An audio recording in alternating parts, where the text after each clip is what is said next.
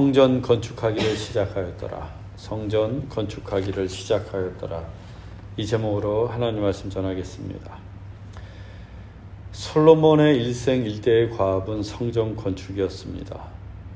아버지 다윗의 꿈을 이어받은 솔로몬은 두로왕 히람을 찾아가 성전 건축에 필요한 백향목과 잣나무를 공급받기로 약조를 했습니다. 솔로몬은 자신의 업적을 빛내거나 위엄을 드러내기 위해서 혹은 누군가에게 보여주기 위해서 성전을 짓는 것이 아니었습니다.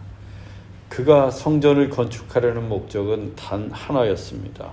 여호와의 이름을 위하여. 솔로몬은 여호와의 이름을 위하여 성전을 건축하는 것입니다.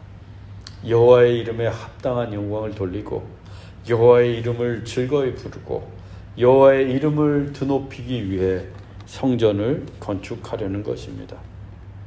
그리고 마침내 성전 건축의 대역사가 시작되었습니다. 본문 1절입니다. 이스라엘 자손이 애굽 땅에서 나온 지 480년이요 솔로몬이 이스라엘 왕이 된 지 4년 12월 곧 둘째 달에 솔로몬이 여호와를 위하여 성전 건축하기를 시작하였더라. 이스라엘이 출애굽 곧 애굽 땅에서 나온 지 480년 만에 솔로몬이 성전 건축을 시작했습니다. 이 출애굽 당시 모세가 광야에서 하나님을 예배하고 제사할 수 있는 성막을 지었습니다. 출애굽기에 따르면 모세는 애굽에서 나온 지 2년째 되던 해 1월 1일에 성막을 완성했어요. 그리고 480년이 지난 겁니다. 정확히는 478년, 애굽을 나온 지 478년이 지났어요. 성막을 지은 지 478년 만에 성전 건축을 시작하게 되었습니다. 이 성경에서 1세대를 40년으로 봅니다. 40년이 1세대예요. 480년이면 12세대가 지난 다음입니다. 성막은 광야 생활과 가나안 정복 시기에 임시로 사용했던 제단이었어요. 언제든지 거두어서 이동할 수 있도록.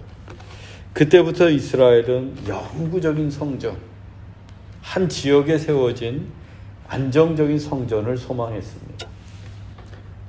그 숱한 세월 동안 이스라엘 민족의 마음속에만 있었던 그 성전 건축을 마침내 솔로몬이 480년 만에 시작하게 된 거예요. 따라서 이 성전 건축은 매우 역사적인 과업이었습니다. 다윗과 솔로몬만의 꿈이 아니라 온 이스라엘 백성들의 염원이요 소원이었던 거예요. 그러니 성전 건축을 위해서 첫 삽을 뜨는 날 얼마나 감격스러웠겠어요. 그때가 솔로몬이 왕이 된 지 4년째 되던 해 12월 둘째 달이었습니다. 이 12월은 히브리 달력으로 둘째 달 2월에 해당이 됩니다. 이스라엘의 정월은 첫째 달은 니산월이라고 불렀어요. 니산월. 이 니산월은 언제인가 출애굽한 바로 그 달입니다. 하나님께서 애굽으로부터 구원해 주신 달을 이스라엘 백성들은 정월 첫째 달로 삼았어요. 이 니산월은 우리 달력으로는 3, 4월에 해당이 됩니다. 그러니까 15월은 4, 5월에 해당되는 거예요. 겹쳐요. 중간에 정확하게 한 1.5개월 정도가 히브리 달력으로는 한 달 정도 됐어요. 니산월 14일이 유대 최대 명절인 6월절이에요. 니산월 14일. 그리고 그날로부터 일주일 동안 무교절로 지킵니다. 이 무교절에는 다른 일을 할 수가 없어요. 전국에서 모인 백성들이 하나님 앞에서 나와 성회로 모여야 했기 때문입니다. 그래서 솔로몬이 이 6월절과 무교절 절기를 다 치르고 나서 그 다음 달인 15월에 성전 건축을 시작했던 거예요. 온 이스라엘 백성들의 소망을 담아서. 여기에서 한 가지 살펴볼 것은 솔로몬이 왕이 되고 나서 일천번제를 드리지 않았습니까? 일천번제. 일천번제는 하루에 만일 한 번씩 제사를 드리면 3년이 걸려요.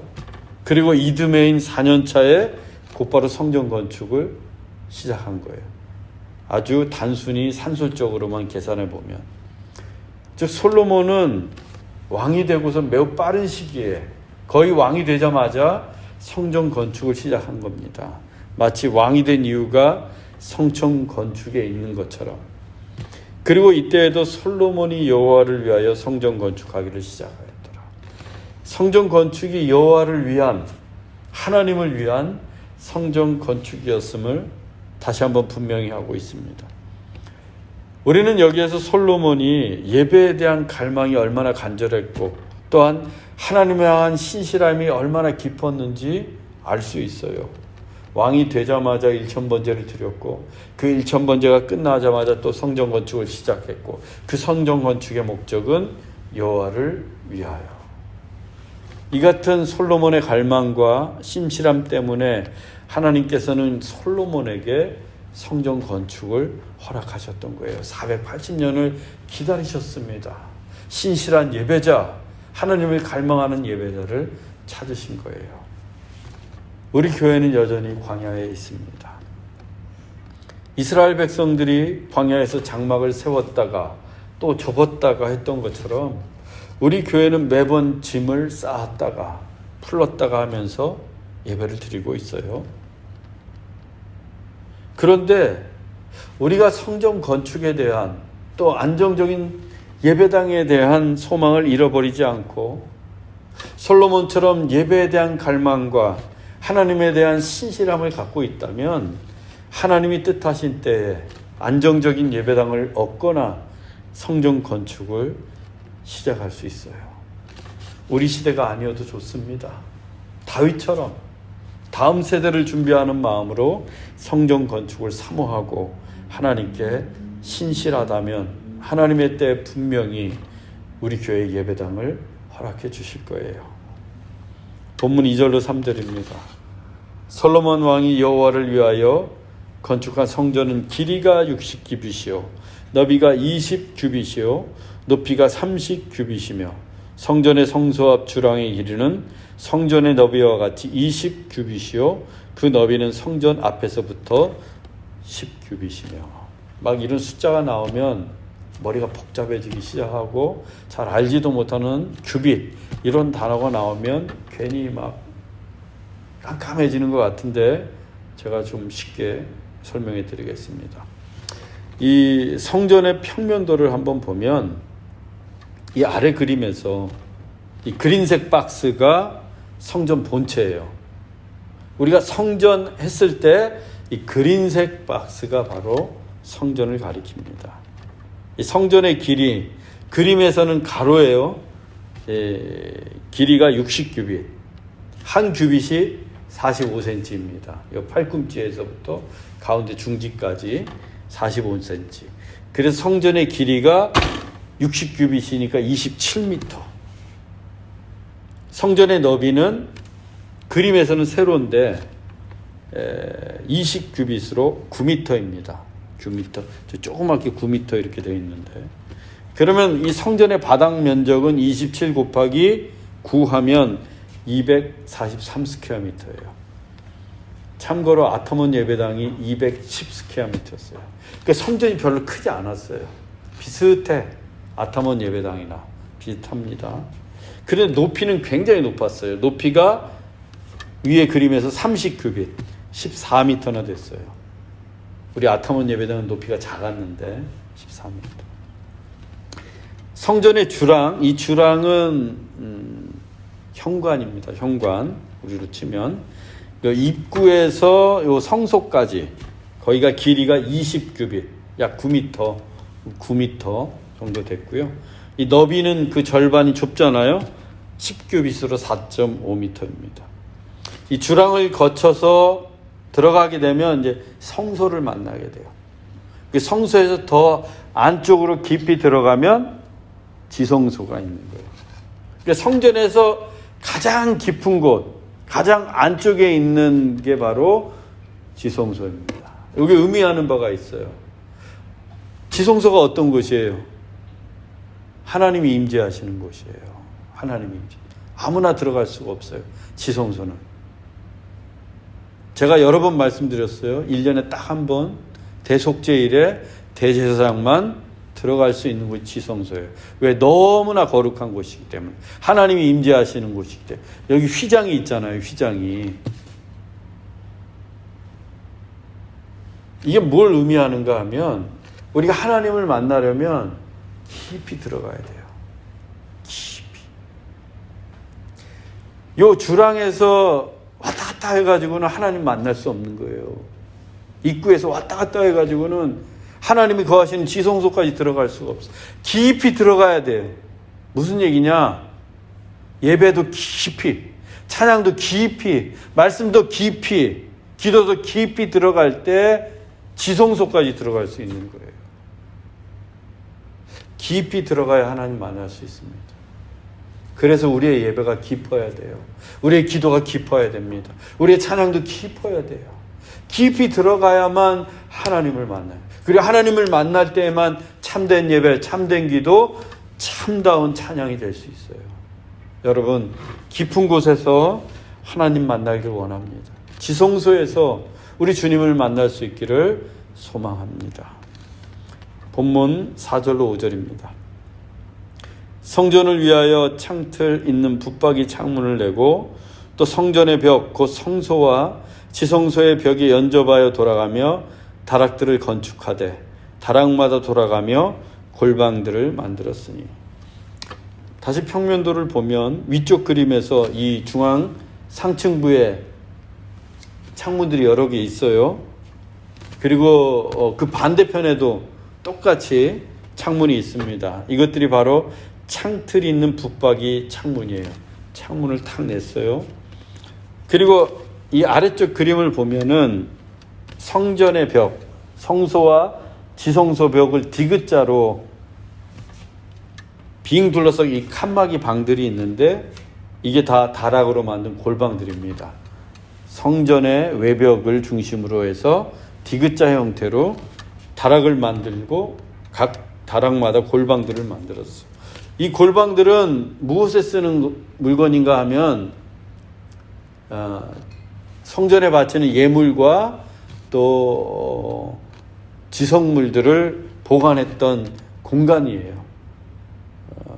성도들이 와서 뭐 예물도 바치고 헌금도 바치고 11조도 바치면 여기에 다 모아서 두었어요. 그리고 간혹 제사장들이 진설병을 먹었던 장소도 이 다락입니다. 히스기야 왕 때는 성도들이 헌금을 너무 많이 해가지고 여기 넘쳐났어요. 예물들이 막 모자랐어. 그래서 방을 더 만들고 막 그랬습니다. 그때는. 본문 6절 보겠습니다. 하층 다락의 너비는 5규빗이요 중층 다락의 너비는 6규빗이요 셋째 층 다락의 너비는 7규빗이라. 조감도로 한번 보면 이 성벽이 이렇게 성벽을 중심으로 다락이 있다고 그랬어요. 디귿자 형태로. 근데 이 다락이 3층 구조로 되어 있습니다. 이 조감도 맨 왼쪽을 보면 이렇게 3층 구조인 것을 볼 수 있어요. 안쪽에 다락의 단면들이 보이는데요. 하층인 맨 아래층 1층의 그 넓이가 5규빗이에요. 2.2m. 그 2층으로 올라가면 좀 더 넓어요. 6규빗으로 2.7m. 그리고 꼭대기층인 3층은 7규빗으로 3.15m. 올라갈수록 점점 조금씩 넓어지는 구조예요. 이 솔로몬이 성전을 지을 때 아주 특이한 점이 있었습니다. 본문 7절 보겠습니다. 이 성전은 건축할 때 돌을 그 뜨는 곳에서 다듬고 가져다가 건축하였으므로 건축하는 동안에 성전 속에서는 방망이나 도끼나 모든 철 연장 소리가 들리지 아니하였으며. 솔로몬이 성전을 건축할 때 다 밖에서 돌을 다듬어서 가져왔어요. 다. 그래서 성전을 건축하는 동안에는 성전 속에서 방망이 소리도 들리지 않았고 도끼 소리도 어떤 철 연장 소리도 들을 수가 없었어요. 정확하게 자로 딱 재서 다 다듬어서 가져왔기 때문입니다. 다시 다듬을 필요가 없었어요. 그래서 성전 안에는 언제나 조용했습니다. 망치 소리도 들리지 않았어요. 도끼 소리도 들리지 않았어요. 그래서 소리로만 듣고 보면 이게 성전을 지금 짓고 있는지 아니면 평소인지 구분이 안 됐어요. 너무나 조용해서. 솔로몬이 성전 건축에 얼마나 공을 들이고 있는지 알 수 있습니다. 정말 성심을 다해서 준비했어요. 밖에서 다 정확하게 재가지고. 뿐만 아니라 성전이 어떤 곳인지, 교회가 무엇인지도 우리에게 가르쳐주고 있는 거예요. 성전 안에서는 그 어떤 세상 소리도 들리지 않았어요. 건축을 하는데도 소리가 나지 않았어요. 왜? 성전은 하나님이 거하시는 처소였기 때문이에요. 그리고 하나님의 거룩한 집이요 화해의 장소였기 때문이에요. 그 성전의 제사를 통해서 성전에 거하시는 하나님을 백성들이 만나고 또 이웃과도 화목하게 지냈습니다. 화해를 했어요. 그런데 이게 바로 교회라는 거예요. 교회는 거룩한 하나님의 전이고 화해의 현장입니다. 교회에서는 그래서 거룩함과 경건함을 느껴야 돼요. 하나님의 임재를 누려야 돼요. 반면에 싸우는 소리, 인간적인 다툼, 고성, 욕설이 들리면 안 돼요. 조용해야 돼요. 그런데 교회에 싸우려고 오는 사람들이 있어요. 우리 교회 얘기가 아니라 다른 교회 얘기예요. 시드니에도 그런 교회가 몇 교회 있어요. 싸우기예요. 싸우기. 일주일 동안 어떻게 싸울까 연습하고 오는 것 같아요. 피켓 들고 막 소리 지르고 욕설하고 밀치고 주먹 휘두르면서 싸워요. 진짜 1층 2층 나눠가지고. 그런데 예배는 안 드려. 예배 시간에 맞춰서 오는데 예배는 안 드려요. 이게 교회인지 전쟁터인지 모를 지경입니다. 왜 그래요? 왜? 다듬지 않아서 그래요. 다듬지 않아서. 예배당에 오기 전에 나를 다듬고 와야 되는데 다듬지 않고 제멋대로 와서 그래요. 뾰족한 대로 오고 거친 대로 오고 모난 대로 오고 날카로운 대로 와가지고 막 서로를 찌릅니다. 시끄럽게 울어요. 교회는 항상 다듬고 와야 돼요. 다듬고. 그러니까 교회 오기 전부터 이미 나는 예배자가 되어 있어야 돼요. 나를 다듬어야 돼요. 하나님의 말씀과 기도로 준비하면서 내 마음을 다듬고 내 말을 다듬고 내 몸을 다듬고 와야 된다 이거예요. 그때 교회에 오면 하나님의 거룩함을 누리고 경건함을 누리고 또 우리 성도들과 화목과 화해를 이룰 수 있는 거예요. 다듬지 않고 막 오니까 교회에서 부닥치는 거예요. 다듬지 않은 사람들끼리 부닥치는 거예요. 모난 사람들끼리 서로를 찌르는 겁니다. 날카롭고 뾰족하니까. 우리가 잘 다듬고 온다면 우리의 예배는 거룩한 하나님의 임재를 체험하는 예배가 될 수 있고 우리의 교회는 진정한 화해를 이루는 하나님의 집이 될 수 있는 거예요. 그래서 교회의 거룩함과 평화는 이 다듬는 싸움에 있어요. 교회에서 와가지고 이루는 게 아니라 내가 집에서 얼마나 자주 다듬고 잘 다듬고 있느냐, 그게 바로 교회의 거룩성과 평화를 결정할 수 있는 거예요. 우리 교회는 기도와 말씀으로 잘 다듬고 자주 다듬기를 원합니다. 그래서 언제나 거룩함으로 충만하고 샬롬이 가득한 교회가 되기를 소망해요. 집에서부터 예배가 이루어지는 거예요. 오면서부터 예배가 이루어지는 거예요. 교회 와서는 정말 하나님의 거룩한 지성소로 딱 들어가야지. 잘 다듬고 와서. 교회 와가지고 이제 막 다듬기 시작하려고 그러니까 이게 부닥치고 그러는 거예요. 부닥치고. 이렇게 솔로몬이 이제 성전의 구조물 공사, 외부 공사를 마치게 되었어요. 그 다음은 내부 공사, 인테리어인데 이 내부 공사를 앞두고 하나님께서 솔로몬에게 이렇게 말씀하십니다. 본문 12절로 13절입니다. 내가 지금 이 성전을 건축하니 내가 만일 내 법도를 따르며 내 율례를 행하며 내 모든 계명을 지켜 그대로 행하면 내가 내 아버지 다윗에게 한 말을 내게 확실히 이룰 것이요 내가 또한 이스라엘 자손 가운데 거하며 내 백성 이스라엘을 버리지 아니하리라 하셨구나. 우리가 성전 건축이 얼마나 큰 사역입니까? 굉장히 큰 사역이잖아요. 근데 자칫 우리가 그런 큰 사역에 열중하다 보면 정작 놓치는 게 있어요. 하나님을 잃어버릴 때가 있어요. 그 일만 쫓다가 보면. 우리 교회가 만약 예배당을 건축하고 있다고 생각합시다. 매일 가서 그것만 보이면 벽돌만 보이지 하나님이 안 보일 수도 있어요. 이 안에 인테리어를 어떻게 할까? 그 생각만 머리에 가득하고 정작 하나님의 말씀을 생각하지 못할 수도 있어요. 솔로몬이 성전의 외부 구조를 다 만들었어요. 지금 딱 3층으로.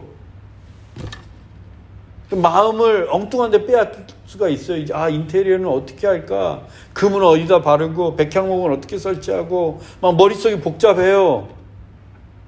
그때 하나님께서 잠깐 스톱, 내 말 좀 들어봐, 이렇게 지금 말씀하고 계시는 거예요. 사람은 쉽게 일에 빠질 수 있기 때문에, 사역이라는 그 정말 중요한 사역이지만 자칫 하나님이 아니라 하나님을 놓치고 일에 매몰될 수 있기 때문에 하나님 말씀해 주시는 거예요. 하나님이 솔로몬에게 말씀하십니다. 내 법도를 따르고 내 율례를 행하고 내 계명을 지키라. 무슨 말씀이에요? 하나님께 순종하라는 말씀이에요. 하나님 말씀에. 하나님 말씀을 잊지 말고 하나님 말씀에 순종하라는 겁니다. 그러면 내가 다윗과 한 약속, 하나님이 다윗과 한 약속이 다윗의 위를 영원토록 하리라. 그리고 이스라엘을 버리지 않겠다. 이렇게 말씀하고 계십니다. 이스라엘의 번영, 영속은 하나님께 대한 순종에 달려있다는 겁니다. 하나님께 순종하기만 하면 아무 걱정하지 않아도 돼요. 하나님께 순종하기만 하면 염려할 일이 없습니다. 왜? 하나님이 영원토록 지켜주시기 때문에, 하나님이 당신이 하신 약속을 이루어 가시기 때문에. 그런데 솔로몬이 어떻게 되었어요? 하나님이 이렇게 신신당부를 하셨는데 성전 건축을 마치고 나서 타락하기 시작합니다. 그 위대한 가업을 이루고 나서 영적인 타락이 오게 돼요. 그 후 이스라엘은 어떻게 돼요? 하나님께 불순종합니다. 성전을 다 짓고 타락하기 시작했어요. 성전을 통해서 자기 욕망을 이루려고 합니다. 그때마다 하나님께서 외부 세력을 이용해서 그 성전을 무너뜨리셨어요. 성전을 회파되게 하셨다니까요. 바벨론에 막 끌려가게 하시고. 그러면 또다시 회개하고 눈물 흘리며 하나님이 그 성전을 다시 짓도록 하셨어요. 느헤미야 에스라 시대에 또 다시 성전을 세웁니다. 그런데 또 타락해요. 그럼 또 무너뜨려요, 하나님이. 돌 하나도 남지 않도록 하나님께서 완전히 무너뜨리셨어요. 오늘날 교회도 마찬가지예요. 교회의 번영과 영속도 하나님께 대한 순종에 달려있어요. 다른 데 달려있는 게 아니에요. 교회 부흥은 우리가 하나님의 말씀에 얼마나 순종하고 있느냐, 거기에 달려있어요. 모이는 숫자가 적고 교회 재정이 부족하고 예배당이 변변치 못해도 우리가 하나님의 법도를 따르고 하나님의 규례를 행하고 하나님의 계명을 지키면 이 좋은 씨앗 교회는 영원합니다. 한 세대로 끝나지 않아요. 당대에 끝나는 교회가 얼마나 많은지 모릅니다. 하나님께 순종하지 못하기 때문이에요. 교회를 처음 시작했을 때 그 순수한 마음으로 하나님께 순종해야 되는데, 끝까지 순종해야 되는데 순종하지 못하니까, 유럽의 교회들 보세요. 그 멋진 예배당을 갖고 있으면서도 하나님께 순종하지 않으니까 텅텅 빈 예배당이 됐습니다. 이스라엘 성전만 그런 게 아니에요. 얼마나 멋진 예배당을 지어놨어요.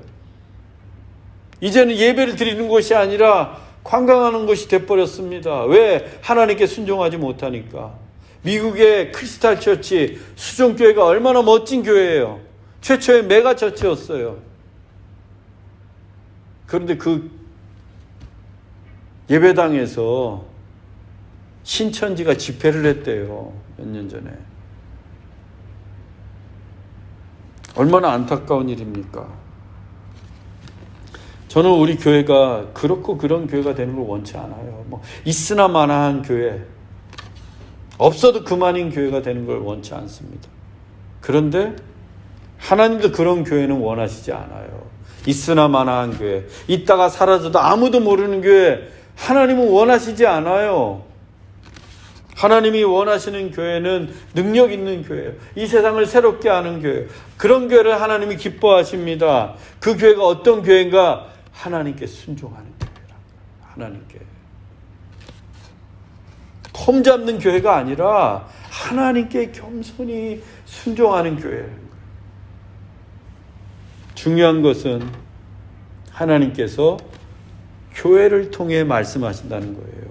왜 교회가 영광스러운 공동체인가? 하나님이 교회를 통해 말씀하고 계시기 때문이에요. 교회에 성경을 주셨어요. 성경을 해석할 수 있는 권위도 교회에 주셨어요. 하나님께서 교회 예배를 통해 매주마다 말씀하고 계십니다.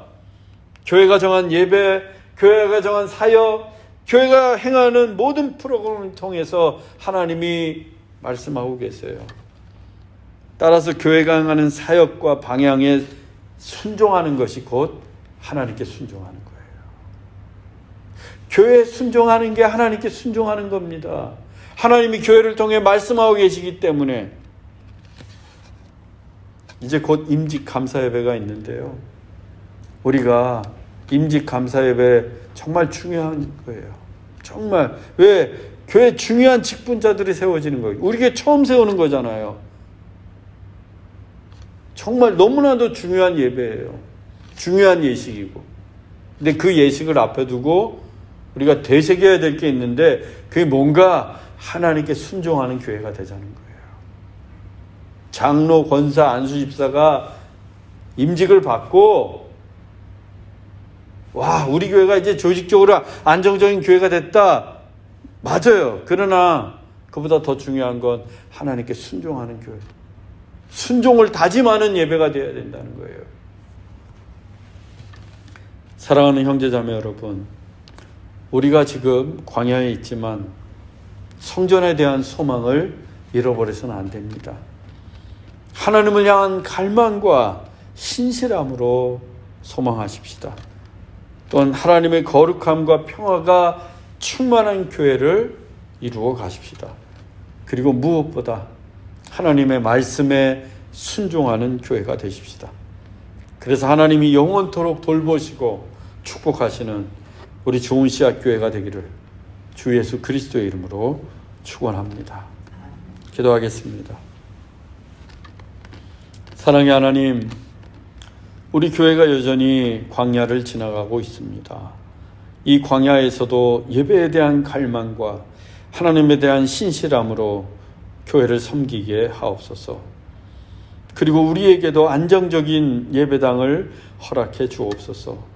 그리고 잘 다듬는 교회가 되기를 원합니다. 그래서 거룩하고 평화가 충만한 교회가 되기를 원합니다.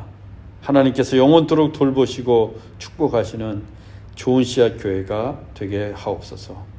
길이요 진리요 생명이신 예수 그리스도의 이름으로 기도하옵나이다. 아멘.